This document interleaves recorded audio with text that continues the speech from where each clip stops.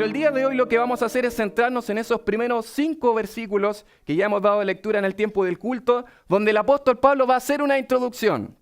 Ahora bien, las introducciones tienen muchas formas. A veces las introducciones casi podría ser protocolar en una carta. El autor, el destinatario y un saludo que casi pareciera que fuera copiar, pegar. Sin embargo, mis amados hermanos, yo quise titular a este mensaje una introducción que introduce. Y es una redundancia, pero eso es lo que observamos acá. Versos del 1 al 5 no son una mera repetición, y no es como que el apóstol Pablo copió y pegó la salutación de otra carta, ni tampoco vemos acá que es simplemente un relleno para entrar a lo que Pablo quiere entrar, sino que los primeros 5 versos son la introducción de la carta. Es decir, Pablo a primeras ya nos presenta de qué quiere hablar en su carta, al punto que pareciera hasta un poco chocante la forma en la que comienza. Por eso hoy estudiaremos, mis amados hermanos, en esta introducción, una introducción que introduce Gálatas capítulo 1, versos del 1 al 5, y quiero invitarle a ir en su Biblia ya, Gálatas capítulo 1, versos del 1 al 5, y vamos a dar lectura a esta porción de la palabra del Señor. Dice así: Pablo, apóstol, no de hombres, ni por hombre, sino por Jesucristo y por Dios el Padre, que lo resucitó de los muertos, y todos los hermanos que están conmigo.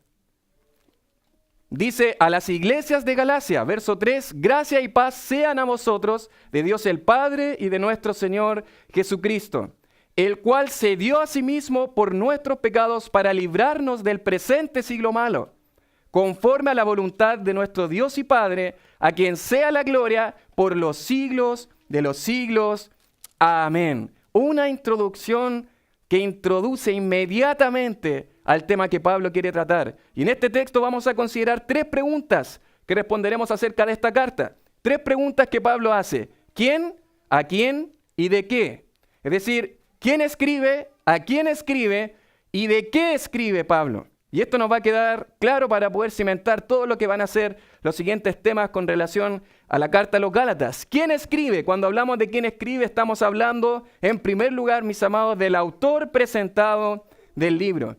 En primer lugar, consideramos quién es el autor, quién es el que está aquí escribiendo estas palabras. No debemos olvidar, mis amados, que toda la escritura es inspirada por Dios, ¿verdad? 2 Timoteo capítulo 3, verso 16. Por lo tanto, el autor de toda la palabra, ¿quién es? Es Dios. Él es el autor de la escritura. Cuando hablamos del autor presentado del libro, estamos hablando, obviamente, del autor humano. Alrededor de 40 hombres escribieron las escrituras, obviamente supervisados y guiados por Dios para que ellos registraran tal cual lo que Dios quería que ellos registraran. Por lo tanto, lo que estamos leyendo es palabra de Dios, pero al mismo tiempo es Pablo, el autor humano. Dice Pablo, apóstol. Usted sabe que no siempre se va a mencionar así Pablo, se va a nombrar o referirse a sí mismo como apóstol. No lo va a hacer, por ejemplo, a los romanos cuando dice siervo. Hay distintas formas en las que Pablo se presenta, pero ahora dice Pablo, apóstol. Y inmediatamente ya nos llama la atención. ¿Por qué Pablo se presenta como apóstol? Podría haberse presentado como siervo, podría haberse presentado de otra manera. Pero ahora lo interesante de este texto es que no hay discusión acerca de que Pablo es el autor. Pablo va a referirse a sí mismo, va a mencionar su nombre, no solamente al comienzo de la carta, sino casi al final, en capítulo 5, verso 2, dice otra vez: he aquí, yo Pablo, os digo que si os circuncidáis, de nada os aprovechará Cristo. De manera, mis amados hermanos, de que es evidente, por la evidencia interna, que Pablo es el autor humano de esta carta. ¿Quién es Pablo? ¿Quién es este hombre? Bueno, el apóstol Pablo, yo creo que no es algo desconocido para nosotros, que es una persona fundamental dentro de lo que es el Nuevo Testamento. De los 28 capítulos del libro de los Hechos, 16 capítulos tienen como protagonista al apóstol Pablo, desde el capítulo 13 al capítulo 28. De los 27 libros del Nuevo Testamento, 13 cartas fueron escritas por él. Esto habla del 48%, es decir, casi el 50% del Nuevo Testamento. ¿Quién está? Pablo, escribiendo. Sin embargo, mis amados hermanos, a pesar de saber o escuchar mucho del apóstol Pablo, no podemos introducirnos inmediatamente al libro sin saber un poco acerca de este hombre. Y vamos a hablar un poco acerca de datos de Pablo antes de su conversión, vamos a hablar un poco de su conversión y vamos a hablar un poco qué ocurrió después de su conversión para poder situar un poco dónde está ubicado la carta a los Gálatas en la vida del apóstol Pablo. ¿Quién es Pablo? En primer lugar, el nombre original hebreo de Pablo es Saulo, que es básicamente lo mismo que en el Antiguo Testamento el rey Saúl, ¿se acuerda? Saulo es básicamente lo mismo, el mismo nombre. Lo más probable es que sus padres le hayan colocado este nombre por el rey Saúl, porque sabemos que Pablo también es justamente de la tribu de Benjamín, como era Saúl, hijo de Cis, que pertenecía a la tribu de Benjamín. Lo más probable es que, como una especie de referente, quizás le colocaron nombre Saúl o Saulo. Este es el nombre de Pablo. Nació alrededor del nacimiento de Cristo, y eso es interesante. No sabemos específicamente qué fecha, pero debe estar rodeando por ahí el año 0. Es decir, más o menos cuando Jesús nació, Pablo nació. En ese mismo tiempo. ¿En qué lugar? En Tarso de Cilicia. Tarso de Cilicia. En este lugar van a ser, tenemos algunas menciones ahí en Hechos capítulo 9, verso 11. En Hechos 21, 39 también nos dice, y es interesante que Lucas dice ahí, cuando está escribiendo lo que Pablo dice en su defensa, yo de cierto soy hombre judío de Tarso, dice, ciudadano de una ciudad no insignificante de Cilicia. Y eso es algo interesante. Ahí en la provincia de Cilicia estaba ubicada la ciudad de Tarso y Lucas dice una ciudad no insignificante. En otras palabras, era una ciudad tremendamente importante. Al punto que se dice, según un antiguo escritor, que para ser ciudadano de Tarso había que poseer 500 dracmas, que era el salario de 1 año y medio. De manera que la familia de Saulo no era una familia no importante, era una familia muy, muy importante que vivía en un lugar importante. Nos habla un poco del trasfondo de este hombre. No solamente nació en la ciudad de Tarso, sino que era ciudadano romano. La ciudadanía romana era algo completamente valorado en ese tiempo. De hecho, tenemos ahí en Hechos capítulo 16, verso 37, ¿se acuerda cuando está con Silas en Filipos y son azotados? Ellos no podían azotarlo, porque Pablo era ciudadano romano. Dice, después de azotarnos públicamente, sin sentencia judicial, dice Pablo, siendo ciudadanos romanos, nos echaron en la cárcel y ahora nos echan encubiertamente. Dice, no, por cierto, si no vengan ellos mismos a sacarnos. Algo parecido pasa en el capítulo 22, verso 25, donde encontramos al tribuno Claudio Lisias, que él no sabía que Pablo era ciudadano romano. Al punto que Claudio Lisias le dice que él con una gran suma adquirió su ciudadanía romana. Pero Pablo le dice, no, yo soy de nacimiento. Y dice al final de ese texto que ellos tuvieron temor porque le habían azotado. ¿Por qué? Porque no se podía hacer eso a un ciudadano romano.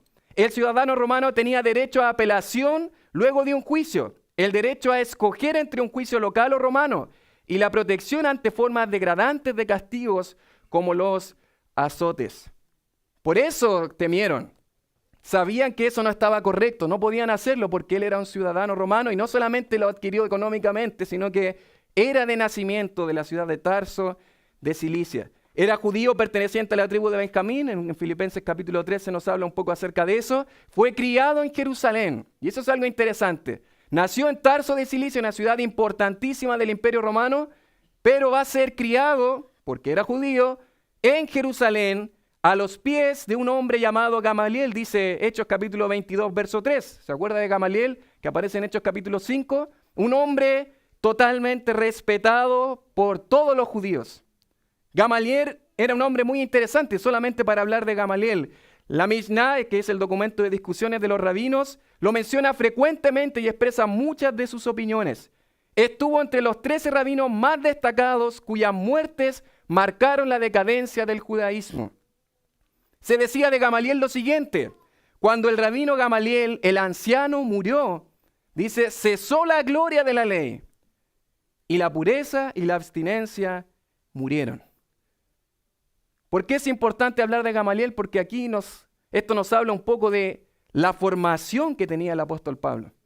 Pablo no solamente nació en una ciudad importante, Tarso de Cilicia, era ciudadano romano de nacimiento, sino que fue criado en Jerusalén y educado de manera estricta bajo los pies del rabino de uno de los más respetados de aquel entonces. Por lo tanto, esto nos muestra que Pablo era un hombre sumamente preparado, que conocía mucho de la ley, que conocía mucho del Antiguo Testamento. Hay un autor que compara un poco cómo sería Pablo en la actualidad. Si comparáramos a Pablo en la actualidad, ¿cómo sería él? Él dice, Pablo estaba capacitado de modo singular para el importante papel que Dios lo llamó a desempeñar. Y él dice, un paralelo actual de este hombre asombroso sería alguien que pudiera hablar chino en Beijing, citando a Confucio y Mencio, escribir teología con argumentos sólidos y enseñarla en Oxford, y defender su causa hablando un ruso impecable ante la Academia de Ciencias de la Unión Soviética. Por así decir, Pablo era así de preparado estaba Pablo en aquel entonces. Sin embargo, mis amados hermanos, a pesar de toda la preparación que Pablo pudiese tener, a pesar de que quizás dominaba el Antiguo Testamento y conocía mucho de la ley y que se esforzaba, se empeñaba en poder obedecer la ley y cumplirla para ganar el favor de Dios, era un hombre que no conocía a Cristo. Y es justamente lo que nos enseña Gálatas, porque no por el hecho de obedecer la ley, de cumplir la ley, somos salvos. Podía conocer mucho, podía estar muy preparado, pero era un hombre que no sabía reconocer que por sus propios medios, a través de la obediencia a la ley, no iba a ser nunca justificado. Al igual que su padre era fariseo, esto nos muestra que era un hombre celoso de la ley, probablemente un miembro del Sanedrín, dicen algunos, porque en Hechos 26:10 él dice, cuando los mataron yo di mi voto, dice Pablo. Tenía un gran celo por la ley y las tradiciones al punto de perseguir a los cristianos. Y en Hechos 8:3 dice que Saulo asolaba a la iglesia y entrando casa por casa arrastraba a hombres y a mujeres y los entregaba en la cárcel. Por más conocimiento que pudiese tener, no era un hijo del Señor. Y mis amados hermanos, esto es algo interesante que Gálatas nos va a enseñar. Y podríamos esforzarnos toda nuestra vida en tratar de obedecer la ley de Dios al pie de la letra. Hoy voy a cumplir la ley de Dios. Hoy voy a tratar de obedecerla. Voy a tratar de no hacer nada incorrecto. Pero se va a encontrar que si se descuida un poco al día siguiente, ya va a fallar. Y al día siguiente va a fallar, va a fallar, va a fallar. Porque no hay manera de ganar el favor de Dios o ganar el cielo por nuestros propios medios. Eso nos va a enseñar Gálatas. Es imposible. Por más que usted lo intente, no lo va a hacer. Y en Hechos capítulo 9, versos del 1 al 6, quiero invitarle a ir para allá, tenemos el relato de lo que va a ser justamente la conversión de Saulo. Dice, Saulo respirando aún amenazas y muerte contra los discípulos. Esta es la idea de que era como un toro que estaba hirviendo por querer atrapar a los cristianos. ¿A qué cristianos? Aquellos que hablaban de Jesús de Nazaret, es decir, aquellos que decían que Jesús de Nazaret era el Mesías, era el Cristo. Él por un celo por la ley, por su Mesías, que él decía que no era Jesús de Nazaret, perseguía a los cristianos y a los que predicaban en el nombre de este hombre. Saulo respirando aún amenazas y muerte contra los discípulos del Señor, como un toro, dice, vino al sumo sacerdote y le pidió cartas para las sinagogas de Damasco, a fin de que si hallase algunos hombres o mujeres de este camino, los trajese presos a Jerusalén. Este era su plan, esto era lo que él iba a hacer, para finalmente poder apresar a estos hombres, perseguir a los hombres de este camino, a los cristianos. Mas yendo por el camino a Damasco, dice, aconteció que al llegar cerca de Damasco, repentinamente le rodeó un resplandor de la luz del cielo, y cayendo en tierra oyó una voz que le decía, Saulo, Saulo, ¿por qué me persigues? Él dijo, ¿quién eres, Señor? Y dice, y le dijo, yo soy, ¿quién? Jesús. Jesús resucitado, el Cristo resucitado se le apareció y le dijo, yo soy Jesús a quien tú persigues, duras cosas te es dar coces contra el aguijón. Es como estar nuestra mano directamente yendo contra algo espinoso. Esa es la idea. Eso es lo que tú estás haciendo, Pablo. Y no vas a conseguir nada bueno de eso. Él temblando y temeroso dijo, Señor, ¿qué quieres que yo haga? Y el Señor le dijo, levántate y entra en la ciudad y se te dirá lo que debes hacer. ¿Qué ocurrió en la vida de Pablo? Tuvo un encuentro con el Cristo resucitado y cambió radicalmente su vida. Si lo pensamos bien, Pablo siguió siendo de la misma manera celosa en la que perseguía a los cristianos. Dice en Filipenses, de la misma manera yo prosigo a la meta. Su personalidad o su carácter fue el mismo, solamente que ahora cambió rotundamente al punto de ahora predicar como loco el Evangelio. ¿Qué era el Evangelio? Reconocer que Cristo, el Mesías, esa es la palabra Cristo, el ungido, el Mesías, era Jesús de Nazaret y que solo en Él hay salvación. Toda su vida trató de cumplir la ley por sus propios medios, pero no, era imposible. Era solamente a través de Cristo, nuestro Salvador, y su vida fue transformada por el Señor. Y eso nos entrega una gran lección, mis amados, porque es probable que ahora estemos nosotros pensando, bueno, ¿y realmente he cambiado al tener un encuentro con mi Señor? Alguien lo ilustraba como yo podría decir, estar hablando así de frente y decir, hoy mismo fui atropellado por un camión, fui al hospital, me curaron y estaba totalmente fracturado y ahora estoy aquí enseñando. ¿Me creerían algo así? Imposible, porque el que tiene un encuentro con un camión no puede quedar igual. De la misma manera, el que tiene un encuentro con nuestro Señor Jesucristo es imposible que quede igual. Es imposible que su vida no cambie delante del Señor. Pablo cambió rotundamente al punto que comenzó una agenda inmediatamente predicando el Evangelio y una cronología después de lo que fue su conversión. Según lo que vemos en Gálatas y según lo que vemos en Hechos, podemos ir construyendo un poco la cronología. Aunque no todos están de acuerdo con esta cronología, creo que nos ayuda un poco a observar qué hizo Pablo después de su conversión. Dice, pasó varios años en Arabia, nos dice ahí Gálatas 1:16. Luego de estos años, que probablemente fueron 3 años, regresa a Damasco y predica un tiempo ahí, en Damasco. Después de predicar en Damasco, lo más probable es que aquí haya sido la primera visita que dice ahí en Gálatas capítulo 1, verso 19, la primera visita a Jerusalén. Salió de Damasco, llega a Jerusalén y aquí es donde va a estar con Pedro y con Jacobo 15 días, dice, según lo que enseña Gálatas, y lo podemos ver en el libro de los Hechos también en la cronología. Después de esto va a huir a Tarso, porque ¿se acuerdan que los judíos procuraban matarle? Bueno, va a huir a Tarso, dicen algunos que probablemente estuvo 7 años en Tarso, entonces ya vamos sumando 3 más 7, vamos alrededor de 10 años que han pasado. Fue llevado por Bernabé a Antioquía de Siria. ¿Recuerda este evento?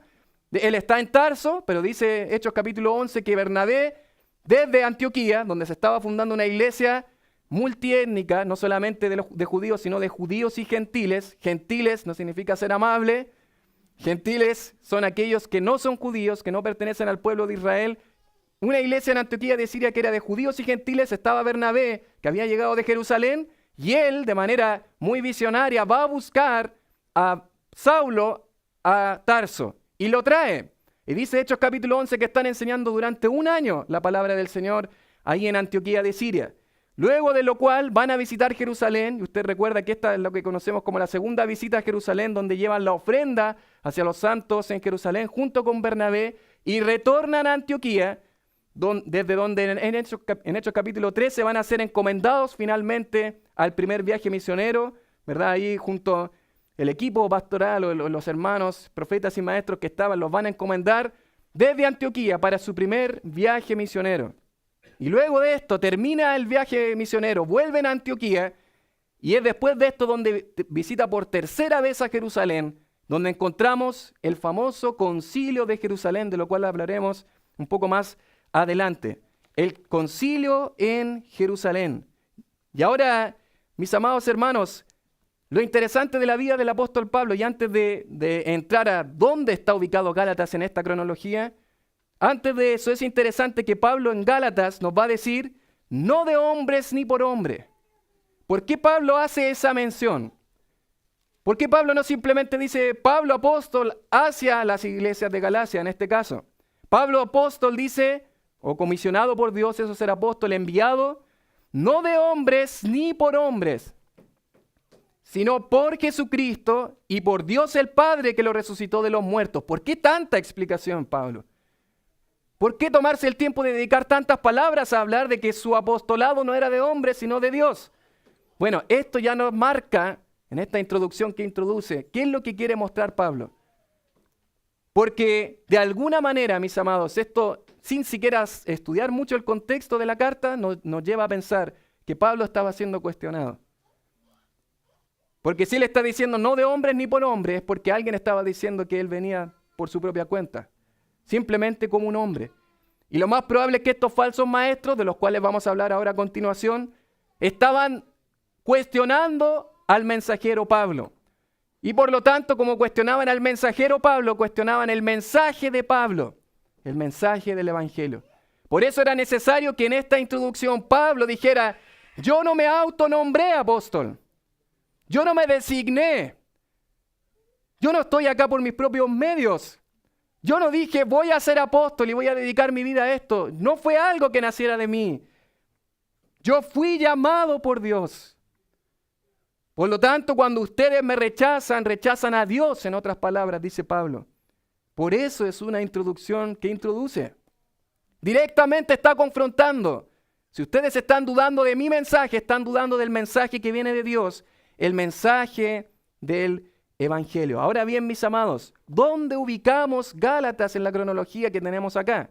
Que no es toda la vida del apóstol Pablo, nos faltan otros viajes misioneros y otras cosas más. Pero ¿dónde ubicamos a Gálatas aquí?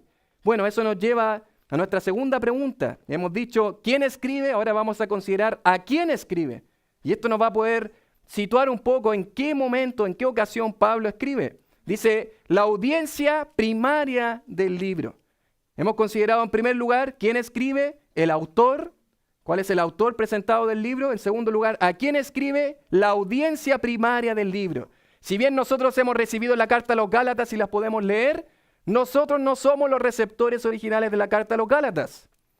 Fueron otras personas y debemos conocer eso para poder, yo como lector, poder entender de mejor manera qué es lo que Dios a través de Pablo está enseñando. Dice la parte B del versículo 2 y el verso 3, dice, a las iglesias de Galacia.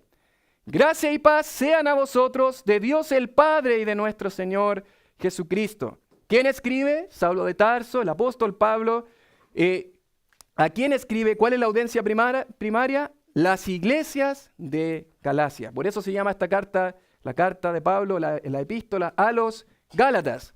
Y eso tenemos que cuidar, no decir la carta de Gálatas, porque no es Gálatas los que escriben, sino en la carta a los Gálatas, las iglesias de Galacia. Y esto nos llama mucho la atención.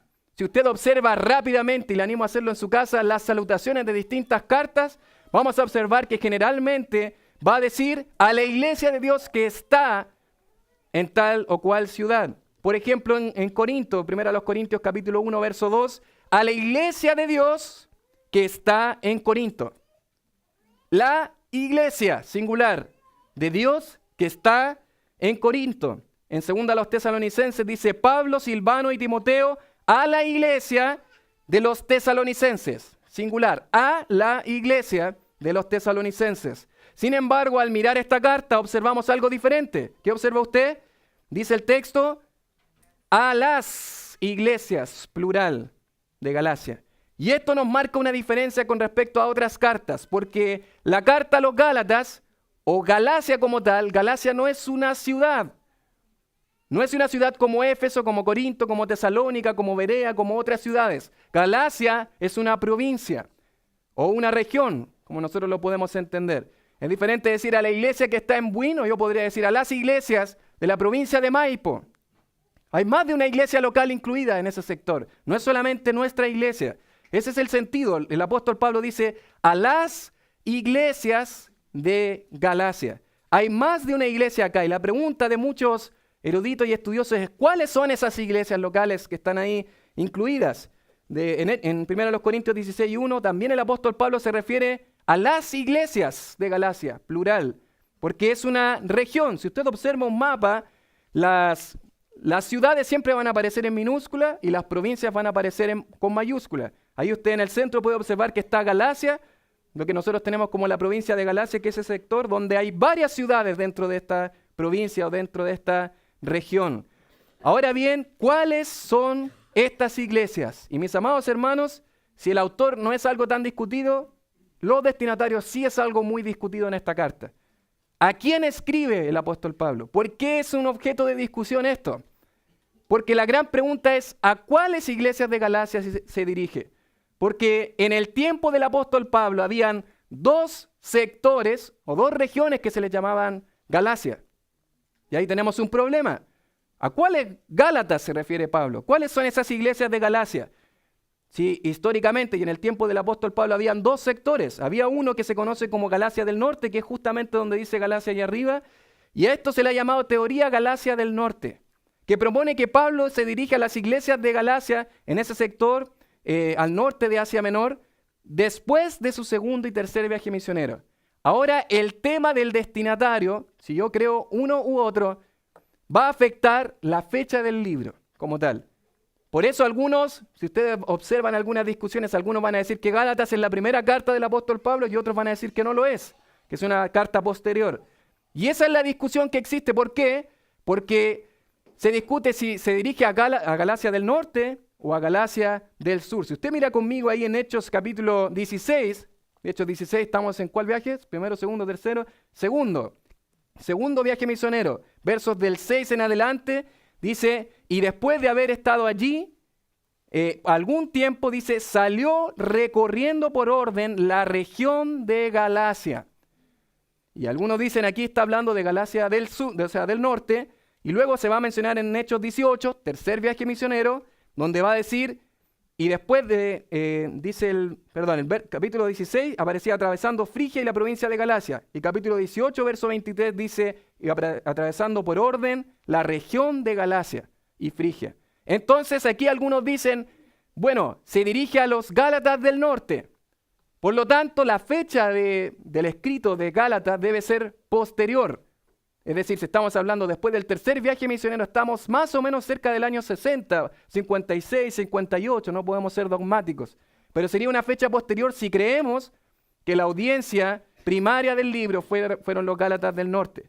Ahora, el problema con esta postura es que acabamos de leer estos dos textos y en ninguna parte se nos dice que Pablo haya fundado una iglesia en estos lugares. Y menos más de una iglesia, porque son varias iglesias dentro de la provincia a las que supuestamente Pablo se dirige. Y no tenemos evidencia de eso, solamente dice que atravesando por orden la región de Galacia, bueno, no sabemos si fundó iglesias en esos lugares o si hubo discípulos en ese lugar, puede que sí, pero no tenemos mucho relato acerca de ellos y acerca de que hayan conocido el Evangelio. Y lo segundo, que es lo que complica también, es que es una fecha demasiado posterior al concilio, que para que usted lo recuerde, años 50 es donde generalmente se coloca el concilio en Jerusalén, que es fundamental para entender la carta a los Gálatas. Por lo tanto, no parece que fuera la Galacia del norte a la cual Pablo se dirige, sino más bien la Galacia del sur, que era el otro lugar al cual se le llamaba Gálatas. Yo de repente puedo decir en Santiago, voy a Santiago, puedo referirme a toda la ciudad de Santiago, puedo referirme a la comuna de Santiago Centro y estamos hablando con las mismas palabras. Por lo tanto, es difícil saber si es Galacia del norte o Galacia del sur. Pero ¿por qué muchos se inclinan a creer que es Galacia del sur? Bueno, porque en Galacia del sur sí conocemos en detalle las iglesias que el apóstol Pablo fundó. ¿Te recuerda el primer viaje misionero? Ahí están las iglesias que nosotros conocemos y sabemos lo que ocurrió con detalle. Porque el libro de los Hechos, capítulo 13 y capítulo 14, nos hablan en detalle qué ocurrió esos días. De manera que con esta posición, creyendo que Pablo se dirigió a las iglesias de Galacia del sur y a estas iglesias, la fecha sería muy temprana, aproximadamente 48 o 49, antes del concilio. Aunque hay discusión en cuanto a eso, algunos dicen es después del concilio, pero la verdad es que es más probable que haya sido antes del concilio, porque el concilio llegó ya a dictaminar lo que era la circuncisión, de lo cual voy a hablar ahora a continuación. Por lo tanto, sería difícil que haya sido posterior al concilio, porque Pablo debió en la carta a los Gálatas colocar un argumento de peso ya está establecido en el concilio. Eso es lo que nos inclina a situar antes del concilio, antes del año 50, puede ser 48, 49, más o menos el tiempo en el que Pablo va a escribir esta carta. ¿A qué iglesias? A las iglesias de Galacia del sur. ¿Cuáles son? ¿Se acuerda la que fundó en Antioquía de Pisidia? Hechos capítulo 13, la que fundó ahí en Iconio, en Hechos 14 también en Listra y en Hechos 14 también Derbe. En estas cuatro iglesias, en estas cuatro ciudades fundó iglesias y luego se devolvió, Hechos 14, 23, ¿se acuerda? Donde constituyeron ancianos en cada ciudad, constituyeron pastores y luego se devolvieron y van a llegar finalmente a Antioquía y se va a presentar el problema medular de Gálatas. ¿Cuál es el problema de Gálatas? Y quiero llevarlos allá a Hechos capítulo 15, donde vamos a encontrar justamente lo que es el concilio en Jerusalén. Trate de imaginar, mis amados, que usted recién está enseñándole a su pequeño hijo a comer bien, a alimentarse de manera correcta, y ahí están los abuelitos tratando de darle dulce, chocolate, no sé cuántas cosas, mientras usted trata de alimentarlos bien. Nadie se siente identificado, ni mira a nadie, por favor. Algo así está ocurriendo acá. El apóstol Pablo recién ha educado a sus discípulos. Recién han llegado nuevos creyentes al Evangelio. En Antioquía, en Iconio, en Listra, en Derbe. Va a llegar a Antioquía y van detrásito unos hombres judíos que desde ahora vamos a llamar judaizantes. ¿Por qué judaizantes? Por lo que vamos a ver acá.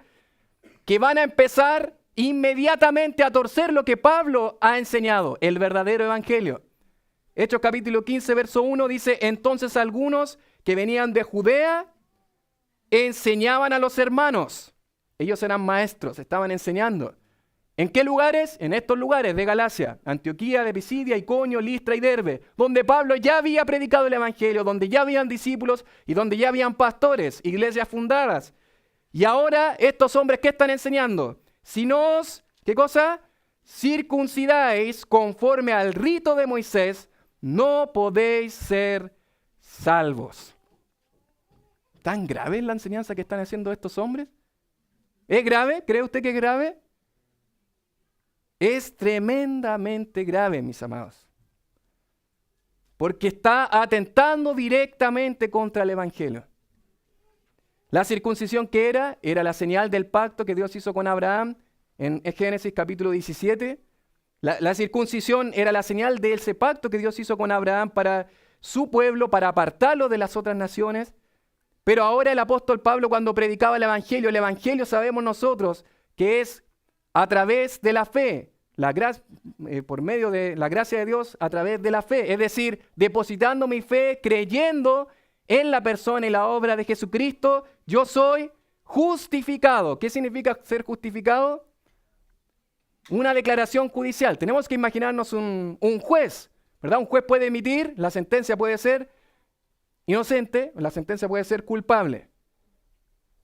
Nosotros, antes de llegar a Cristo a través de la fe, nuestra sentencia, nuestro veredicto es culpable, culpable, culpable, culpable, culpable, culpable, culpable. Sin embargo, al momento de nosotros entender el evangelio, en ese momento en el que el Señor ha obrado en nuestras vidas y nosotros hemos llegado delante del Señor en arrepentimiento y fe, somos justificados. ¿Por qué cosa? ¿Por las cosas que he hecho en mi vida? No, porque mis obras no me sirven para ser salvo. Por la obra que Cristo ya hizo en favor del pecador. Porque Cristo, que obedeció a la perfección la ley, cosa que nosotros no podemos hacer en un segundo, Él la hizo en toda su vida, desde la cuna hasta la tumba, obedeció la ley de Dios. Él vino y murió en una cruz en lugar del pecador, para que yo ahora pueda ser declarado justo, declaración judicial, justificado, no por mis medios, sino por los méritos de Cristo. Y esa es la preciosa obra del evangelio. En otras palabras, ¿qué hicimos nosotros para ser salvos? Nada. Solamente depositar nuestra fe en la obra de Cristo. Las obras no nos alcanzan, no podemos hacer nada para ser salvos. Pablo intentó hacer eso quizás toda su vida antes de conocer a Cristo. Y esas cosas no nos sirven. Una de las cosas que puede preguntarle a un católico que cree que las obras nos pueden salvar es: entonces, ¿por qué murió Cristo? ¿Para qué murió? ¿Para qué celebran la Semana Santa? ¿Para qué celebran la muerte de Cristo? Si yo puedo salvarme haciendo buenas obras en mi vida. Eso es un error tremendo y de hecho es una maldición, según lo que enseña Gálatas capítulo 1, cuando alguien enseña un evangelio diferente al evangelio verdadero. Y esto estaban haciendo los judaizantes. ¿Qué estaban diciendo? No, sí, entendemos eso. Puede ser salvo creyendo. Y cuando hay una I están los problemas, mis amados. De hecho, esta porción, Gálatas capítulo 1 del 1 al 5, termina con un punto. Gracias al Señor por ese punto. No hay nada más que agregarle al evangelio. Y justamente, mis amados, eso nos lleva a lo que es la tercera pregunta que podemos hacer en este texto. ¿De qué escribe Pablo? ¿Cuál es el tema de este discurso, de esta defensa? El tema es defender el Evangelio. El asunto principal del libro es justamente la verdad del Evangelio. Ellos están escuchando a estos judaizantes que han recorrido los mismos lugares donde Pablo estuvo, que están diciendo deben obedecer la ley para ser salvos, deben circuncidarse. Personas que eran gentiles, que no conocían probablemente nada de la tradición de los judíos. Y esto, dice Pablo, esto no puede ser. Por eso en esta introducción que introduce Pablo dice inmediatamente, ¿qué es el Evangelio? Y nada más, mis amados, nada más se puede agregar a eso. No crea las mentiras que se escuchan afuera. No crea que yo debo hacer algo para ser salvo, para ganarme el favor de Dios. Porque Cristo ya lo hizo todo. Dice verso 4, el cual se dio a sí mismo por nuestros pecados. ¿Para qué? ¿Para permitirme ahora hacer buenas obras para poder llegar al cielo? ¿Para darme una salvación potencial y poder agarrarla para poder ser salvo? Para librarnos, está lista la obra. Para librarnos del presente siglo malo, está listo. Ya Cristo hizo la obra. La obra del Evangelio no es por obras nuestras, sino es por la obra de nuestro bendito Señor Jesucristo. Y aunque eso ataca mi orgullo, esa es la verdad. Y Pablo la va a defender de esta manera en la carta a los Gálatas. Y mis amados hermanos, usted y yo debemos defenderla de la misma forma. Ardientemente. Porque el Evangelio no puede ser atacado. Mis amados hermanos, cuando se le agrega algo, cuando se dice eres salvo por esto, por Cristo y otra cosa, ahí están los problemas. Ahí se está pervirtiendo lo medular de nuestra vida, que es el Evangelio. Y si aquí no se predica el Evangelio, esta iglesia deja de ser iglesia. Se convierte en un grupo de personas que se reúnen para pasar un buen rato, como cualquier club social. Pero una iglesia deja de ser iglesia si no se predica el Evangelio verdadero de la palabra del Señor. Y hace algunos años recuerdo que tuve la oportunidad junto a mi esposa cuando estábamos estudiando en la facultad y junto a otro compañero de ir a visitar un trabajo de un ramo de secta justamente. Teníamos que ir a visitar una secta, una especie de iglesia llamada G12. Y nosotros teníamos que ir a entrevistar, preguntar algunas cosas y al parecer todo se veía tan normal. Ellos hablaban como cristianos, utilizaban el nombre de Cristo, utilizaban la palabra evangelio. Son nuestros hermanos. Pero a medida que uno va conversando, hablando, ¿qué es lo que nosotros escuchamos? Bueno, nosotros creemos que nosotros para ser salvos es a través de la fe, es a través de la gracia de Dios, pero tienes que tener una revelación de la cruz, que le llaman ellos. Ya no es el evangelio verdadero. Tú agregas algo al evangelio, estás pervirtiendo el evangelio y estás creyendo en una cosa que es cualquier cosa, es una ensalada, no sé qué cosa es, pero no es el evangelio de la palabra de Dios, no es el evangelio verdadero. Amados hermanos, mucha precaución.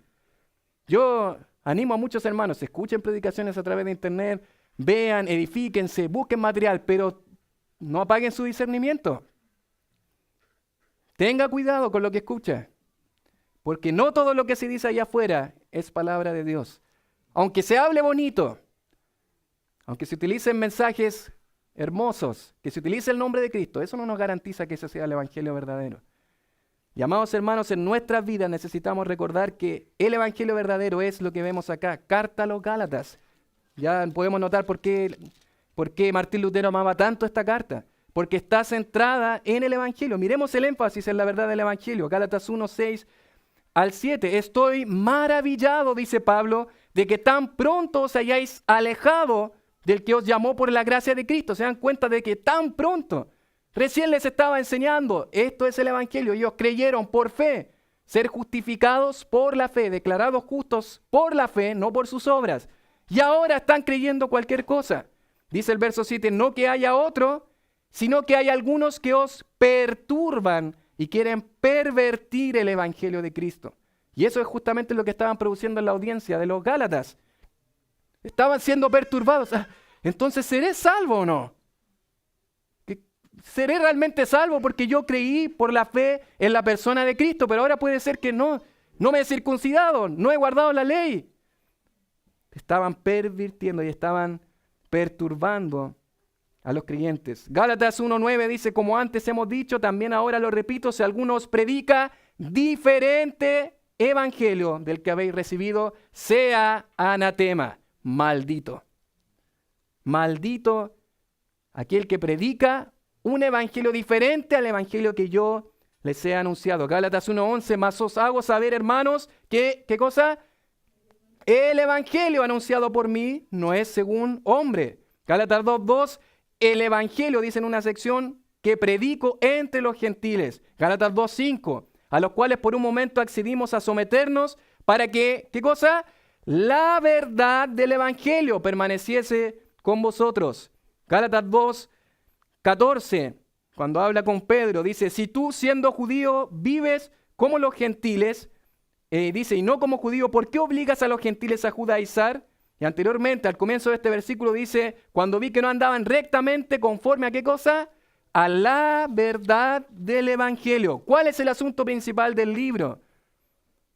Es que el evangelio no consta en nuestras obras y en nuestras capacidades y en lo que nosotros podamos hacer, sino es en depositar nuestra fe en aquel que ya hizo toda la obra, y en el cual podemos ser salvos y declarados justos, sin culpa, sin mancha, delante del tribunal de nuestro Dios. Mis amados hermanos, solamente somos salvos depositando nuestra fe en Jesucristo. Primera de Pedro, capítulo 2, verso 24, nos habla justamente de esta obra de Cristo entregándose a sí mismo, quien llevó Él mismo nuestros pecados en su cuerpo sobre el madero, para que nosotros, estando muertos a los pecados, vivamos a la justicia, y por cuya herida fuisteis sanados. Él mismo, lo que dice aquí Gálatas, es, se dio a sí mismo por nuestros pecados, una ofrenda voluntaria por nuestros pecados, para librarnos. Y esto nos lleva, mis amados, a observar que Gálatas tiene una característica dura y fuerte. Nos muestra que es un mensaje duro, severo y solemne. De hecho, no sé si usted lo observó, pero a diferencia de todas las otras cartas, Pablo no agradece a Dios por ellos. Pablo no agradece. E incluso a los corintios, en la carta a los corintios, ustedes saben que los corintios estaban viviendo de manera carnal, pecados por doquier, problemas, contiendas, divisiones, y aún así Pablo, en primera a los Corintios capítulo 1, versos 4 y 5, él dijo, gracias doy a mi Dios por vosotros. Agradeció por los corintios. ¿Y qué pasó con los gálatas? ¿Por qué no agradece? ¿Por qué no agradece? ¿Qué pasó? ¿Está tan centrado en lo que quiere decir que se le olvidó ser cordial? ¿Que se le olvidó agradecer a Dios? Bueno, la razón, mis amados hermanos, es que no importa lo que los gálatas estuviesen hecho después, si la base y el fundamento del evangelio está mal puesta, no me interesa agradecer por eso, porque esto está mal. Y esto es importante corregirlo. En Gálatas 3, del 1 al 3, dice, oh Gálatas insensatos. Es un carácter severo, duro, porque está defendiendo el evangelio. Insensatos, sin sesos, literalmente. Tontos. Cabezas huecas. Qué cariñoso el apóstol Pablo. Está defendiendo ardientemente la verdad del evangelio. Luego va a decir un poco más adelante en el verso 2, esto solo quiero saber de vosotros, ¿recibisteis el Espíritu Santo por las obras de la ley o por el oír con fe? ¿Tan necios sois? Un carácter duro, fuerte, pero sin embargo, mis amados, al mismo tiempo que vemos un carácter severo, duro, vemos también una acción emotiva, paternal y pastoral del apóstol Pablo. ¿Cómo poder conciliar esas dos cosas? Bueno, lo vemos en el capítulo 4, versos 19 al 20. Hijitos míos. ¿Se acuerda de Juan cómo hablaba a su audiencia? Hijitos míos. Ustedes son mis hijos, yo los amo. Yo los crié. Yo les prediqué el evangelio. Llegaron a la fe por la predicación del evangelio que hicimos nosotros. Por ustedes son mis hijos, yo los amo. Por quienes vuelva a sufrir dolores de parto, dice Pablo. Dice, hasta que Cristo sea formado en vosotros. Dice el verso 20, quisiera estar con vosotros ahora mismo y cambiar de tono. Dice él, pues estoy perplejo en cuanto a vosotros. Desde un principio Pablo presenta claramente el mensaje del evangelio. Desde un principio Pablo nos muestra claramente que es a través de la cruz de Cristo. Muchas veces, por tiempo no lo vamos a ver, pero muchas veces Pablo habla acerca de la cruz de Cristo. Muchas veces. Porque ahí está nuestra salvación a través de la obra de Cristo y no de nuestras obras. La obra de Cristo está terminada. Y mis amados hermanos, generalmente en nuestras vidas, aunque decimos creer en la teoría, en el evangelio verdadero, muchas veces tratamos de hacer cosas para ganarnos el favor de Dios. No, Señor, yo he orado esta semana, yo he leído la palabra, yo me he congregado. Y eso me hace sentir, de alguna manera, aceptable delante de Dios. Pero mis amados hermanos, eso se llama legalismo. Cuando nosotros, como los Gálatas, tratamos de hacer obras para impresionar a Dios, mis amados, nuestras obras se hacen en gratitud a lo que Dios ya hizo. Yo no voy a impresionar ni ganar el favor de Dios de ninguna manera en mi vida. Todo lo que hago, si vengo a la iglesia, si ofrendo, si trabajo en la obra de Dios, es en gratitud a la obra del Evangelio, no para ganar algo.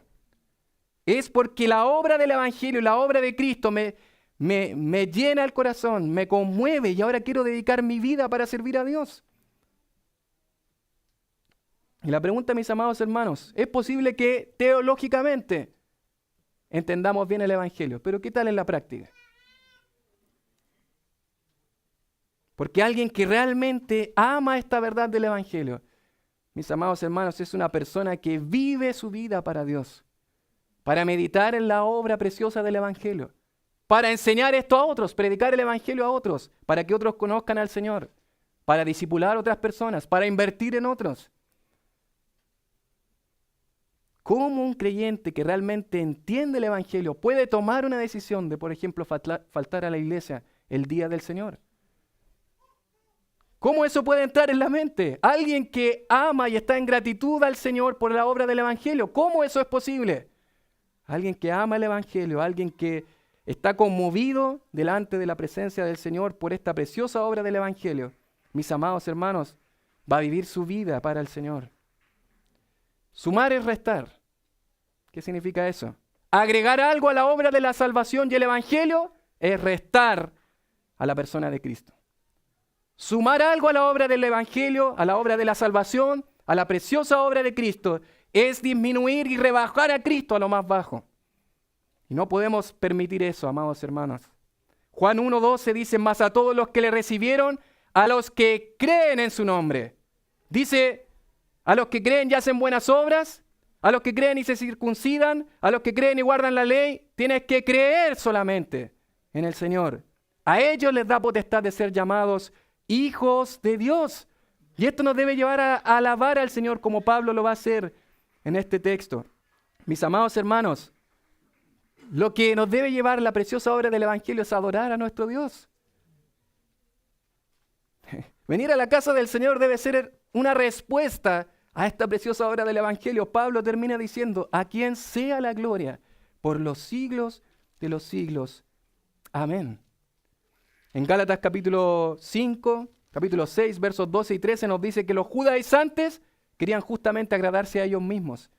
Dice, estos no os obligan a que os circuncidéis, solamente que no padecer persecución a causa de la cruz de Cristo. Dice el verso 13, porque ni aun los mismos que se circuncidan guardan la ley, pero quieren que vosotros os circuncidéis. Dice, ¿para qué cosa? Para gloriarse en vuestra carne. Justamente, cuando yo creo que puedo hacer algo para ser salvo, ¿quién termina gloriándose? Yo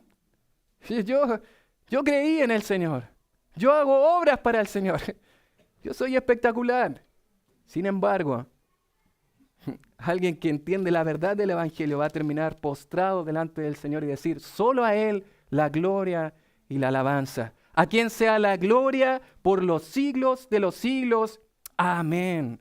William Hendrickson dice, mientras los enemigos malvados minimizan la obra de la redención de Dios, Pablo la magnifica, exhortando a todos los hombres a que se unan con él en alabanza. Alabe al Señor, amado hermano. Alabe su nombre. Él debe ser adorado, nosotros jamás. Nosotros no somos dignos de gloria ni de honra, porque yo no hice nada para ganar la salvación. Cristo lo ha hecho todo. Solo Él merece la gloria y la alabanza. Adore, amado hermano, a nuestro Señor. Dedique su vida a honrar su nombre. Dedique su vida a adorarle en cada momento. No pierda de vista, mis amados hermanos, la preciosa obra del Evangelio. Algunas aplicaciones finales solamente para cerrar. Debemos estar alertas ante las mentiras que se dicen del Evangelio. Debemos defender la verdad del Evangelio y debemos denunciar la mentira con todas nuestras fuerzas. Amados hermanos, yo recuerdo la vez anterior que predicamos el Evangelio, hermanos que estaban ahí defendiendo la verdad del Evangelio hacia personas que creen mentiras. Y eso me llenó de gozo, porque a veces dedicamos simplemente a predicarle a otras personas, pero ellos estaban defendiendo la verdad del Evangelio. Denunciemos la mentira. Digámosles lo errado que están, porque no hay nadie que pueda hacer algo para ganar el favor de Dios. Mis amados hermanos, otra aplicación debe llevarnos a predicar fielmente el Evangelio.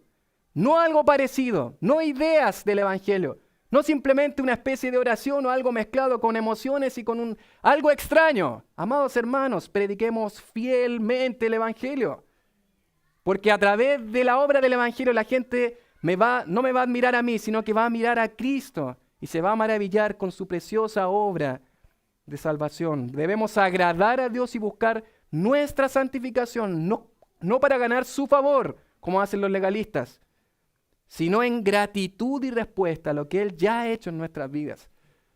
Que nuestra vida esté rendida delante del Señor por su gracia y por su amor, no por algo que yo haya hecho, sino por su preciosa obra, por la obra preciosa de nuestro Señor. Debemos, mis amados hermanos, finalmente adorar a Dios por la preciosa obra del Evangelio. Cante al Señor, adore a Dios, solamente Él es digno de alabanza. Nosotros no hemos contribuido en nada, nada podemos hacer para ser salvos, solamente rendirnos y creer en la verdad del Evangelio. Hemos considerado quién escribe, a quién escribe, de qué escribe, el autor, la audiencia, cuál es el asunto principal de este libro.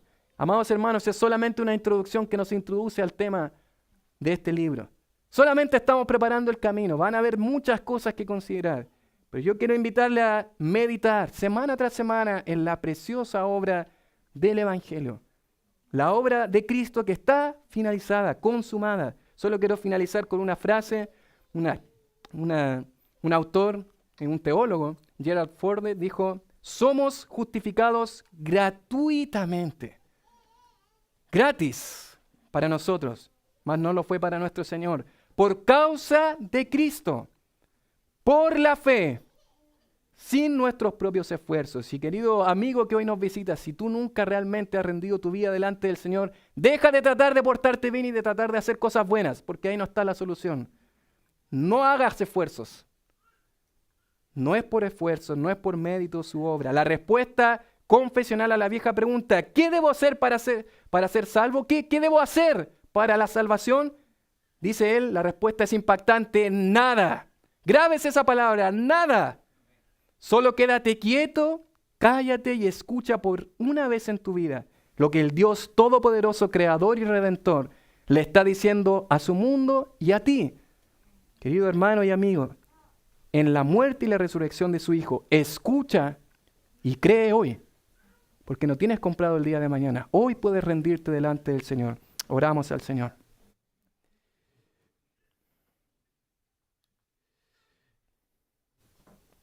Oh Señor, muchas gracias, Padre, por volver a mirar, Señor, la preciosa obra del Evangelio, Señor. Necesitamos tanto recordar, Señor, que no había nada valorable ni estimable en nosotros, Señor. Ninguna obra que poder hacer en nuestra vida para ganar tu favor, Señor. Para ganar la salvación, para ganar el cielo, Señor. Porque no podemos obedecer la ley. Simplemente no podemos, Señor.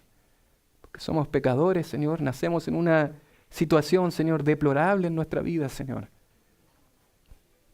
Más gracias, Señor, por nuestro bendito Señor, Salvador Jesucristo, que Él sí obedeció la ley a la perfección, Señor. Desde la cuna hasta la tumba, Señor. En obediencia al Padre, Señor. Y gracias porque Él, siendo justo, Señor, murió por los injustos para llevarnos a Dios, para que ahora nosotros solamente depositando nuestra fe, solamente creyendo en Él, ya no seamos más declarados culpables delante de su tribunal, sino declarados justos, no por nuestros medios, sino por los de Él. Oh Dios, gracias por esta preciosa verdad. Señor, yo te ruego que si hay alguien acá, en este lugar, que nunca ha rendido su vida delante de ti en arrepentimiento y fe, y ha buscado tantas formas, Señor, para agradarte, que deje ya, que quede quieto, Señor, que no haga otra cosa que rendirse delante de ti y decir, Señor, sálvame. Creo en esta preciosa obra de salvación, Señor. Padre, que no pase un día, Señor, sin que hoy el pecador se rinda delante de ti, y que para nosotros, Señor, esta semana sea de meditar en esta preciosa obra del Evangelio, Señor. Y, Señor, adorarte con todas nuestras fuerzas y nuestra vida, Señor. Valorar lo que realmente debemos valorar, Señor. Y esas cosas que a veces dedicamos tiempo, Señor, que no son tan importantes, Señor, dejarlas, Señor. Porque tú eres el centro de nuestra vida, Señor. Gracias, Señor, por tu palabra. En Cristo nuestro Salvador. Amén.